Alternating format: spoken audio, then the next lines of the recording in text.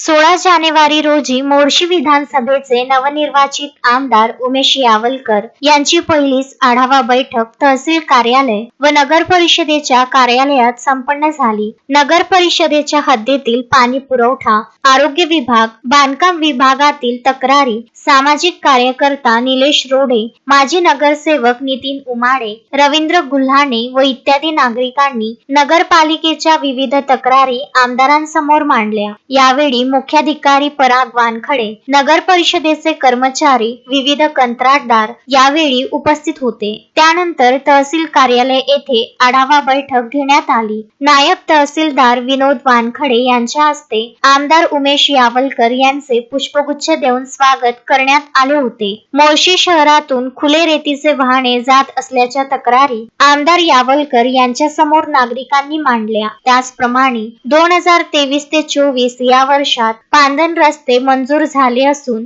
त्यांना तातडीने पूर्ण करण्याचे निर्देश सुद्धा देण्यात आले. तालुक्यातील रेल्वे पूल, विविध रस्ते, पाणी टंचाई, वीज पुरवठा या संबंधित तक्रारी सुद्धा नागरिकांनी मोठ्या प्रमाणावर मांडल्या. सदर आढावा बैठकीला उपविभागीय अधिकारी, तहसीलदार, खंडविकास अधिकारी गैरहजर होते. हे विशेष. संजय गारपवार, विदर्भ न्यूज, मोर्शी.